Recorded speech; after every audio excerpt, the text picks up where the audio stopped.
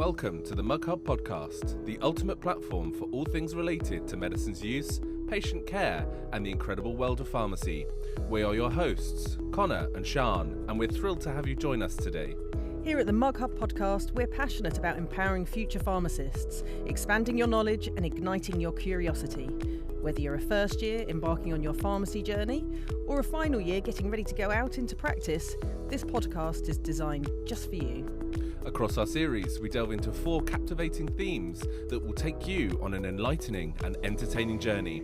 From exploring intriguing clinical topics to showcasing the extraordinary individuals who make up our incredible teams, we're here to unlock the secrets of the pharmacy world. So grab your favourite mug, settle in, and let's embark on an incredible voyage together.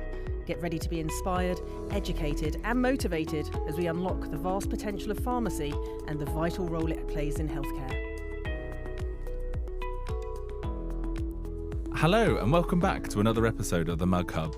Today we have Ieda, who's one of our 4th year student pharmacists and also is very active on LinkedIn. So this is how we've kind of got about getting you on the podcast to hear a bit more about the kind of things you're talking about. So thank you so much for coming on. Oh, hello. Thank you for having me today. So we've prepared some questions, but we'll see how we go in terms of getting through these questions and just add anything as we go along. Yeah. What made you consider pharmacy as a career path, and why did you pick the University of Brighton? So I made the decision to become a pharmacist since childhood. My grandpa, who I spent most of my childhood with, he passed away due to Alzheimer's, and I really was deeply connected with him.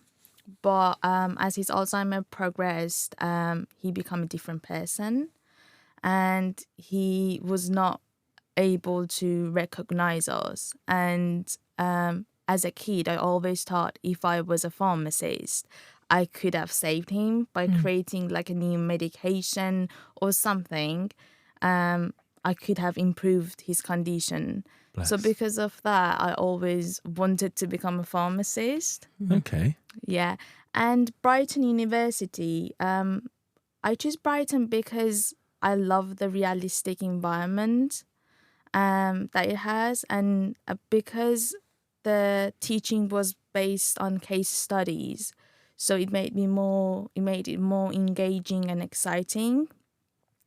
And we were offered different placements during our M-Pharm course, which really made us ready for the real work. Yeah. I'm interested with that you were attracted by the case-based approach, and I think that has been a big pull of Brighton, and it's one of the special features, I think, of the M-Pharm course. Has it lived up to what you hoped it would be in terms of, that was quite an exciting approach for you, and you thought that would be good? Has it lived up to that? Yes, definitely.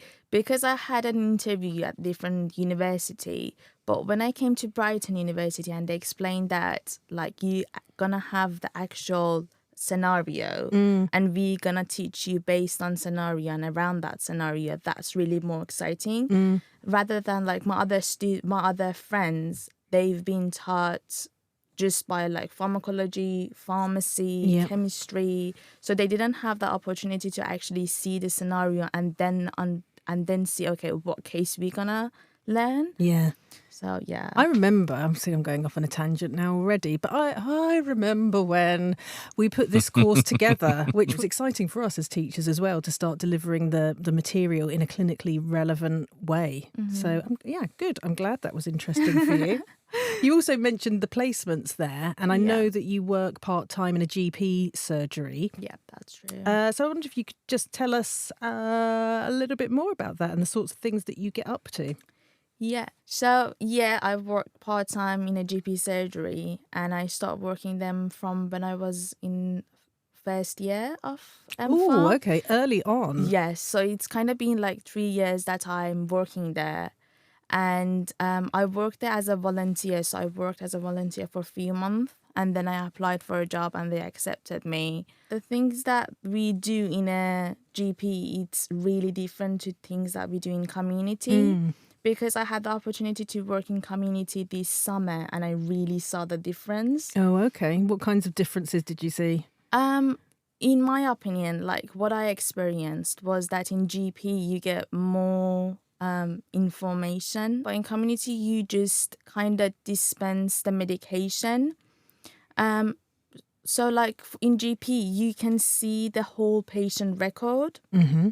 You can see the patient history, what their disease are, what their family history of, if they done any blood test, what the results of the blood test and all of that are. But in community, you don't see any of that, and you just see the medication that someone else prescribed it for that patient, and you just have to dispense it without actually knowing what, like, you know why you are dispensing that, but you don't know the real reason behind it. If that makes sense. Like, well, as in you can guess what it's being prescribed obviously, for, but you wouldn't know necessarily unless you saw the patient's medical history. Exactly. Okay. Like, you can remember most of the patient, but you can't remember all of them. So you can't remember when they initially started that medication or if they are getting any advantages from that medication. But in GP surgery, every time that we are issuing a medication, we need to check all of that and then issue the medication. Okay. So you need to check if they are having any other medication that has any interaction with that medication that the patient is currently taking, or if they have done their monitoring right. Like you need to check their blood test result, their BP, their BMI. It's just different to each medication that they are taking. You need to check different things, which we have a really nice protocol at GP, and we all need to follow that protocol. So it's the same thing step by step that we do. Oh, that's helpful. Yeah, it is really helpful.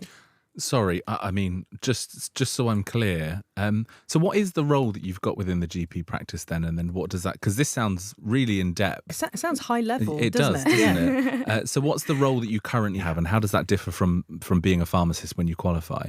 So the role that the job title, let's say, is that I have is as a pharmacy assistant. Okay.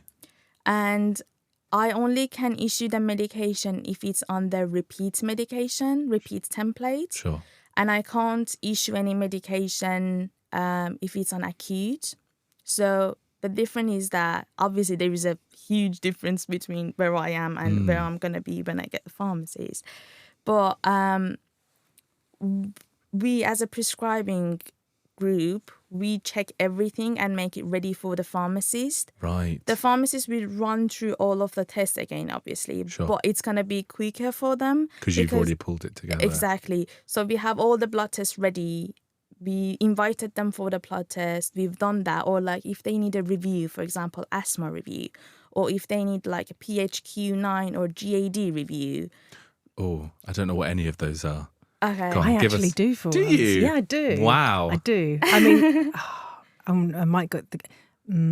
well, personal health... No, it's like... They're like health outcome measures, aren't they? Yeah, it's just like the PHQ-9 and GAD is mental health related. Right, okay. So That's why you know. I'm useful for some things, but not useful for knowing actually what the words mean. So the letters stand for. Yeah. So we do all of the steps before they are going to prescribe it for that patient. And then it's a pharmacist who is going to prescribe and also see what we do every day. So they oversee us to see everything is right, obviously. And the other things that we do, we also check quantity each time that we issue a medication. Okay. So, for example, if a patient requests a medication and it is not due until in 10 days, we need to check how many medication we've prescribed, if a patient is taking more than it's required, because some of them just run out because they are taking more than they are accepted to do. Like they are taking 2 a day instead of that they were supposed to take 1 a day. Okay. So we need to contact them and make sure that they are taking a adequate quantity. Are there any meds that you are alerted to in terms of quantities and things that you're more aware of with that? Or is it just every medicine?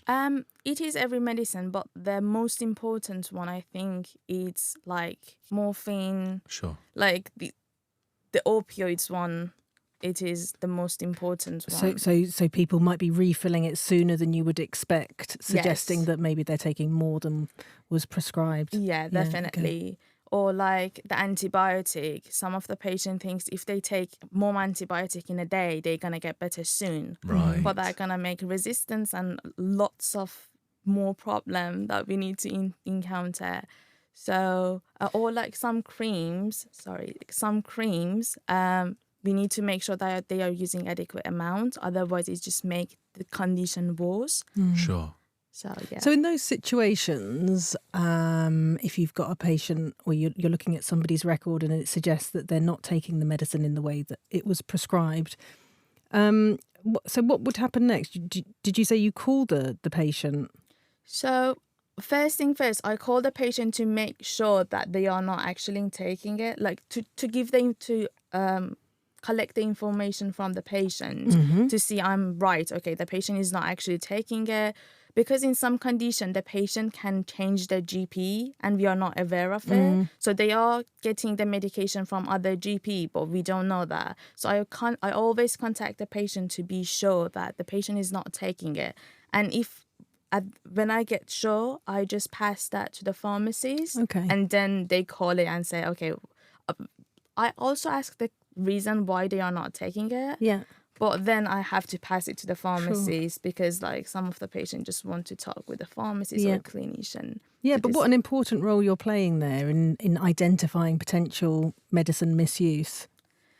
Yes, it is. You don't have to answer that. I don't know. Yes, you are playing an important role. You are. You are vital. Brilliant. Oh, thank I mean, it sounds fascinating and sounds like such a great experience.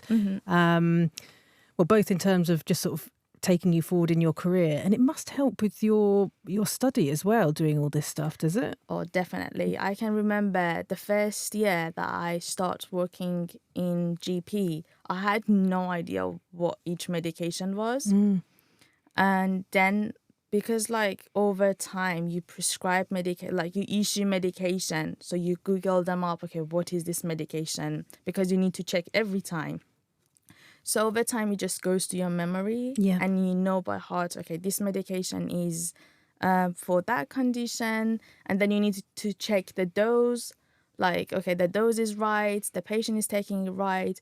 If they are like contraindicating with any other conditions or having any side effects. So over the time, you learn things through university and you're doing the same thing through work. It just helps to get better information. Yeah, no doubt. And also seeing it in practice. I would imagine that the information goes in via a different route into the brain, perhaps. I don't know. Exactly. You need a psychologist, wouldn't you, to find out about that? Who knows? Add context to it as well, Add context, yeah. That's got to be really valuable.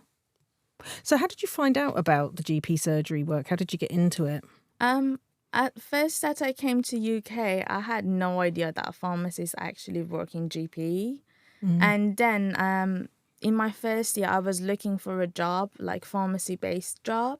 So I went to every GP and pharmacy to work, and I was like always reading journal online. So through that, like I was always active in LinkedIn. I was not posting anything, but I was active. Okay. So I found that there are lots of pharmacists in London that they were working in a GP. So I went to GP and dropped my information there. And I think the day after that, I went to Brighton and Health Wellbeing Centre. Okay. Brighton Health and Wellbeing Centre. Yeah. That their name changed to Wellbeing right now. Shilpa contacted me and we had a really nice meeting. She was like really inspiring and interested about what she was doing at her work. Is this one of our alumni? So Shilpa is also a Brighton alumni. Yeah, So. And when I talked with her, I was like, I definitely want to work here. It's just like she gives you lots of opportunity to go and see. Like if you do something wrong, you're not scared you're going to be punished later or whatsoever. And because of her, I could always have go to patient records, see different places, improve my communication skills. Yeah. So. Okay, great. Thank you. Very proactive approach. Yeah. Excellent. What a great mentor as well. She's a really great one. Yeah. Brilliant. So, I mean, you've talked a little bit about some of the advantages of working in GP practice over community. I wonder if you could give me a little bit more detail about, what you think some of the advantages are with working in GP practice over community, for example, and why you think that might be. You have the luxury of sitting and focusing on patients. Okay. In contrast, in a community, you have to be stand the whole time, which I find really tiring. Yeah. Like the day that I was working community, by the end of the day, my back was hurt. My brain was literally not working because I was really tired, and I couldn't. And I think when you cannot focus on things, you can't do things really great way. Yeah. But in community, you are a seat, you can focus, you can have a cup of tea. In GP land, do you mean, or in community? Oh, sorry, in GP. GP land, yeah. Sorry. In GP, you can just sit and focus on a patient record. And that's just make it really easy. Yeah, such work. a practical one, and not one that I hadn't really appreciated before. But yeah, I get that. Yeah. If you're working, I mean, you get that as well, I guess, Connor, because you work in community from time to time. I think the pace is very different, and I think you're right. Obviously, the pace is so fast, and you're standing up. There's always something to do. There's always someone to speak to. There's always something to check. There's always something going on. Exactly. That there's limited time to think, and therefore you have to make sure you've got the right mechanisms in place in community to just be able to be resilient and keep going and keep concentrating. So like you said, by the time you get to the end of the day, you're wiped because you've been on the whole day. Whereas it's nice that you've said that there is a bit of time and a bit of freedom in GP that you can think in a little bit more detail about patients. So I think that kind of ties into the next question is, and again, you won't have all of the answers here, but is there anything you think that should be considered from GP and pulled into community or any other sector? So some of those advantages, how you pull them out and draw them into other sectors. Yeah. I just wanted to add something to the previous question. No. Yeah, like, hold up, Connor. Hold up. We're not done. Just one more thing, is that I get the opportunity of handling various type of letters, which I find really fantastic. Like, we receive hundreds of letters for patients from different departments like mental health, dermatology, rheumatology, and all of the others. And this experience just gave me the understanding of step-by-step process that is involved in managing like the patient treatment or what it is done at the back of the community. Okay, what kinds of letters are you talking about? Like, for example, if we get a letter about a patient that they want to change a medication from, for example, atorvastatin to simvastatin. So we go through the letters, we highlight them, and we just forward that to the pharmacist, or if it's something that we can deal with, we just deal with it. Or if there's like a new medication that needs to be added to the patient record, and the patient is going to have it in future, so we're gonna deal with that sort of letters. Okay, I get you. Yeah. Do you deal with any of my letters? Have you seen my name come through yet? What kind of letters are you sending, Connor? I'm not sure I want to know. Well, so I mean, I suppose it's a really interesting point because as we've said many times before, community and GP are that hub for patients to be able to get all of their information and medicines in one place. So some patients will be seen in multiple different sectors. So I see patients from a specialist liver perspective, but will be writing correspondence back to the GP practice to make sure that their records are up to date in terms of how I've changed medicines or, what the forward plan is. So I think it's great that you're seeing that. Yeah. You're seeing actually patients that are getting treatment elsewhere and how it's important that records are kept up to date. So then the right medicines are on the records. Yeah. And then obviously then how that plays forward in terms of if somebody asks you for information about something, that you've got things up to date. So yeah, that's really important because, for example, in a condition that they are increasing a medication dosage, we need to be really fast about it. Like, otherwise the patient gonna experience some side effects or like... Well, you said they're going to run out of medicine quicker. Because if you've doubled the dose and you've not updated your record. Yeah, just imagine. Yeah. Wow. I mean, it sounds like you've been really involved in lots of different areas here, which is fantastic. Thank you. I wonder if you could give us a little bit of some advice, and I don't expect you to have all the answers, but how you think some of the benefits of GP could be pulled into other sectors. I believe if the community pharmacist could have an access to patient record and actually do some review at the pharmacy. Yeah. Like, for example, some reviews, we can do it at the pharmacy, like HRT reviews or like asthma review, or like some sort of reviews that give more opportunity to community pharmacists to actually show what they can do. That would be really beneficial. Yeah, I think that's been on the cards, hasn't it, at a sort of Department of Health level. Yes. Is the issue that community pharmacies aren't employed by the NHS and it's NHS data and there's that whole GDPR problem? Is that the problem, do we think? I mean, it could be. So community pharmacists can access a limited amount of information through summary care records. So, about when medicines have been prescribed, what quantities, what GP practice they've got and things like that. But obviously don't have the wealth of knowledge that the GP system has.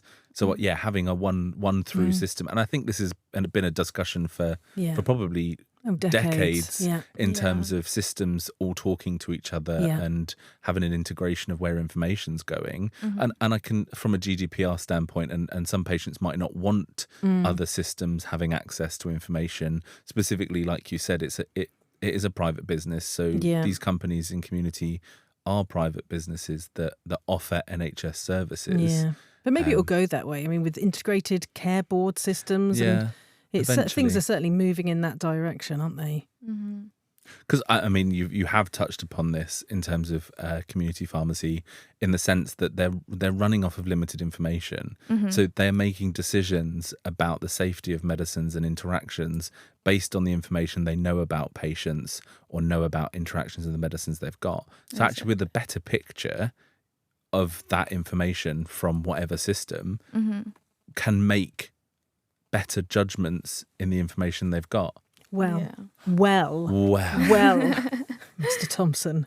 There was a research paper out quite a long time ago, and I may have remembered it slightly incorrectly, but I'm fairly certain they did this experiment. It was with physicians so I say physicians because it was an American-based study, and it was about decision making and making clinical decisions. And one group they gave lots and lots of clinical information to, and the other group they gave very limited clinical information to. But with both of them, you could come to the correct diagnosis and treatment plan. And actually, it was the ones with limited information that made better clinical decisions, because they weren't, they weren't sidetracked or distracted by blood test results that weren't actually relevant for that situation, or red herrings. Red herrings, exactly. So there you go. So it's not necessarily that the more information you get, the better decisions that you ultimately make. Oh, well, I stand corrected. Thank you. That's my role in life. So, I mean, that's one thing. So you've talked about like having access to systems. Is there anything else you think that, maybe not, I mean, we're picking on community here, but it's just obviously that's because your experience. But is there anything else from GP practice that you think should be considered in other sectors? Yeah, like if the pharmacists who've done the prescribing course could actually prescribe in a community.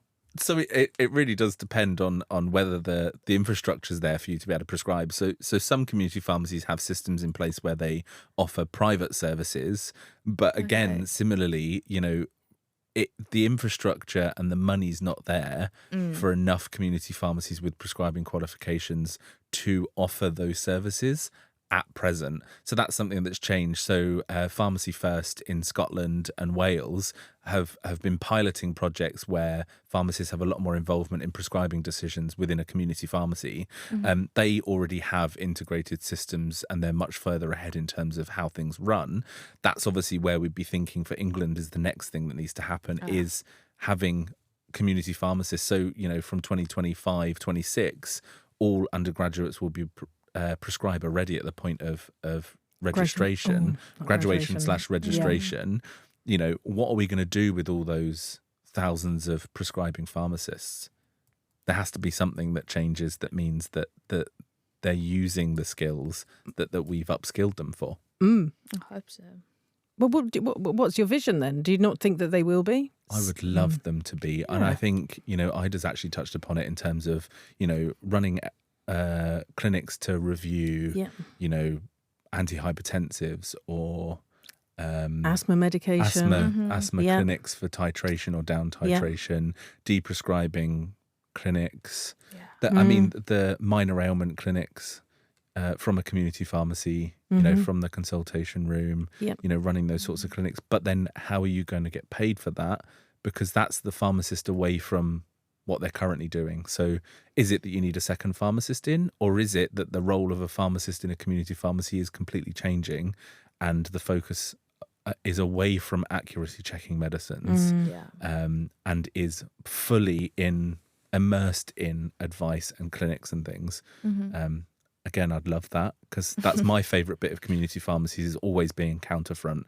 I've said this many times before, responding to symptoms and speaking with patients and offering advice and counselling in community pharmacy for me is paramount, and I love it. Because you get to speak to all sorts of people, give them the information that maybe they didn't come in for, but through asking appropriate questions. Through asking well, I don't want to know that, Connor. Yeah. But like they might have come in for one thing with a question, and this is something you learn as you go through. They come in with a question. It's not always appropriate to just answer that question. Oh, for sure. Because their question might not be the right question. Yeah. So then you kind of piece out what it is. Why did they get to that question? And actually the information you give them might not be what they came in for, but solves the problem. Yeah. True. That's the bit that I really enjoy in community pharmacy. But there's not always enough time to do that all of the time. Yeah. There are some major changes that have to happen, I think, for all of these roles to be able to be supported probably in community. Yeah, definitely. Oh, sorry, I didn't really mean to put you on the spot there, but I think you've highlighted some, because you've got experience of both, and obviously from an undergraduate standpoint as well, you're looking at these systems going, this is what I'm doing here, this is what I'm doing here. So it's quite nice to find out what your thoughts are on that. So thank you. How have you been able to embed what you've learned at the university into your workplace? Have you felt prepared for it? Did you feel prepared for placements? Have you felt prepared for the work that you're doing in GP surgery? What? Please tell us that there's something we've done at the university that's helped you to feel better equipped to do these things. But please do. Deathly silence. I think it definitely helped me because during the M-Pharm course, we had different labs, workshops, or different things. And one of the things that helped me a lot was doing the care plans, because by doing the care plans, you actually have to look as a pharmacist, not as a pharmacist student. Oh, okay. Yeah. Like you have, because so over the time that you do the care plans, you get more familiar with the understanding of the practical requirement. And this really helped me when I was looking at the patient record. So I knew, what things I need to have a look at and how I can manage each of the information that I get from different parts of the patient record. And also the workshops that we had, for example, the one that we had, about the insulins, the different devices of insulins, or the asthma inhaler one.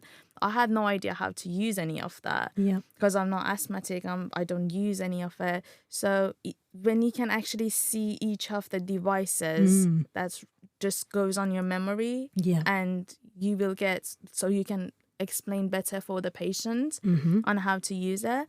On one of our lectures, we had a patient who came in and talked about her rheumatoid arthritis situation, which that really enhanced my ability to connect with patients, because she was explaining about the difficulties of her life and what situation she goes on there. So at that point, we could understand her better and more. Yeah. I should think that was quite powerful. I know that happens in was it Stuart Glasspell's case, doesn't it? And I can see how putting a human being to some of these things really brings it to life and gives you a different perspective on it, probably. Yeah, definitely. Okay, great. It's good to hear that all of the practical elements of the degree is what's been helpful. So you're kind of simulating things that have then made it easier when you go out into practice, which is good because there's even more of that on the new Even degree. more. So Yeah. I don't think actually future students gonna be happy about it. Really? What, you don't think they're going to be happy with more practical stuff? Yeah, because it's gonna be harder, obviously. But Maybe. they're gonna love it. They're gonna appreciate it at the end of the journey. Yeah. It's the exciting stuff. It's the stuff that, well, as you've just said, it's the stuff that prepares you for the workplace. So, Yeah, definitely. yeah. So I was wondering if you could just give us your biggest take home on this journey towards becoming a pharmacist, whether that's your work experience or your time here at university. I think the most important thing is to continue learning and stay updated on the industry advancement. Because the field of pharmacy is just requires a commitment to accuracy, attention to details, and like effective communication with patients and healthcare professionals. So, for example, if you go on a placement, try to make the most of it and try to make really good connections so you can actually find job in the future better, or like try to be really active during like in the social media. For example, LinkedIn is really good app that everyone can use and can try to write about the experience they had so others can benefit from it, and they can also learn a lot more interesting things about it. And I really suggest everyone to go and have some experience or like opportunities during the MPharm course, because that will definitely help them in order to understand better information and just get more confidence for the real world. Yeah. Go out there, be active. Exactly. Yeah. So this has come up a few times, is this idea of lifelong learner, and you've kind of done it there in terms of it's always changing. Yeah. So it's good that you've already kind of had a glimpse of that and realised that that's what it is to be a pharmacist. Yeah. Yeah, definitely. So I think that you've just answered this question. I was going to ask if there is any specific advice that you'd give to future cohorts. If you can travel back through the mists of your mind and remember when you were a first year, what advice would you give to yourself or to other first years from the point that you are at now, which is on the verge of graduating? Oh, yeah. Yeah. I think, just they need to seek opportunities and just practice, and also try to have a really good friendship during, like make really nice friendship during the university, because they can have like study with their friends, which will helps them a lot. Like if you're not motivated, your friends can study with you, and it's gonna make it a lot easier. Yeah, and I like that. Seek opportunity. Yeah. It's a very proactive approach, and it sounds like that's exactly what you've done. That's how you found the GP surgery work, was actually going out there and finding it, rather than waiting and passively looking for opportunities. Yeah, definitely. And interesting that LinkedIn is where you found this opportunity as well. So, you know, actually you can use that as a place to get information, but then also find out about opportunities. So Yeah, definitely. I feel like I need to develop my LinkedIn profile. No? I think you do. I went on your LinkedIn before. Oh, it's bad. I've got a photo on my LinkedIn from the pharmacy ball. That's About a long time ago. What are you saying? What are you saying? I wasn't sure it was you. Wow. Did I not look good? In a good way. Right. I don't know. I'm going to go and look at that now. Quick update. I did go back to my LinkedIn account and I've updated my picture and I've become a bit more active on LinkedIn. So come and connect. Is that the word? Connect with me on LinkedIn. You can also find Connor and you can find Ieda on there. Thank you so much for coming in. Oh, thank you. It's been fascinating. Really great to hear about your journey as a student through it and how you've gone on and found those opportunities. Oh, it was really nice experience for me to also talk today. Oh. Just anything. Thank you. And also, I hope we'll have you on doing your poster at the end. So we're going to have a roaming session for posters. So we'll come round and find you. Hear about your project. Yeah, Awesome. Thank you. Thank you for your time. And that brings us to the end of another captivating episode of the Mug Hub podcast.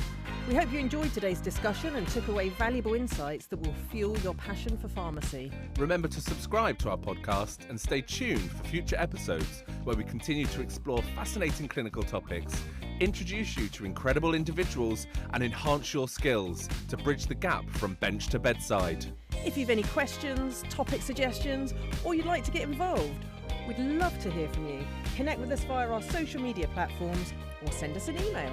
Until next time, keep learning, keep exploring, and keep engaging with your studies. Thank you for joining us at the Mug Hub podcast.